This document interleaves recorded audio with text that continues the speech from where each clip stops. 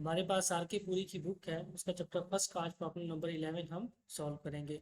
यहाँ पे हमें ये कॉपर दिया गया है और कहा होगा को हमें बताया हुआ है कि उसकी जो हमारे पास स्ट्रक्चर है वो एफसीसी है।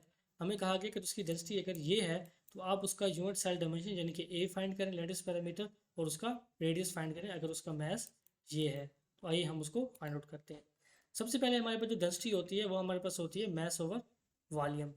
तो हमारे पास यहाँ मैस होगा यूनिट सेल का और जो वॉल्यूम होगा वो भी यूनिट सेल का होगा।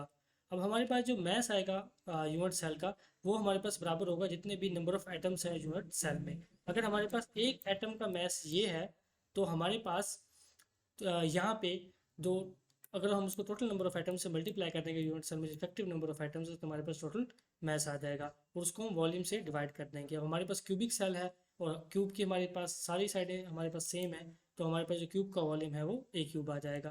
अब हमारे पास एफसीसी स्ट्रक्चर में जो इफेक्टिव नंबर ऑफ एटम्स होते हैं हमारे पास टोटल 4 होते हैं। तो हमारे पास एन 4 के इक्वल आ गया, मैस हमें दिया गया है और वॉल्यूम हमारे पास ये है। अब हम यहाँ पे वॉल्यूम की ये वैल्यू जब पुट कर देंगे तो यहाँ से हम डेंसिटी को यहाँ ले जाते हैं और ए को जो हमने ए फाइंड करना था लैटिस पैरामीटर उसको यहाँ ले आते हैं। तो हमारे पास ए के लिए ये फार्मूला बन जाएगा। तो इफेक्टिव नंबर ऑफ एटम 4 थे वो हम पुट कर देंगे। मैस जो हमें दिया हुआ था वो ये था, वो हम यहाँ पे लिख देंगे मैस। लेकिन यहाँ पे एक चीज़ है कि जो हमें मैस दिया है वो एटॉमिक मैस यूनिट में मतलब एएमयू में दिया हुआ है। उसको हमें केजी में कन्वर्ट करने के लिए 1.66 मल्टीप्लाई बाई 10⁻27 केजी पर एएमयू से मल्टीप्लाई करना पड़ेगा। मतलब एक एएमयू में हमारे पास इतने नंबर ऑफ केजीज होते हैं। तो यहाँ से एएमयू से एएमयू कैंसिल होते हैं, फिर हमारे पास केजी रह जाएगा क्योंकि हमें डेंसिटी जो है ना वो केजी में दी गई थी, इसलिए हमने ऐसा किया है। और यहाँ हम डेंसिटी के वैल्यू पुट कर देंगे, इन सबको सॉल्व कर देंगे तो हमारे पास ये आंसर आएगा।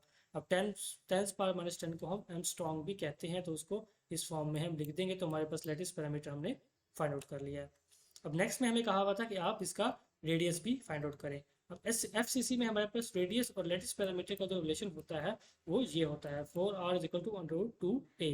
यहाँ से हम r को यहाँ रख देंगे, रेडियस फाइंड करना था तो r यहाँ पे आएगा, 4 यहाँ पे आके डिवाइड हो जाएगा और यहाँ पे हम वैल्यू पुट कर देंगे तो हमारे पास r की वैल्यू यहाँ से आ जाएगी जो कि हमारे पास ये होगी।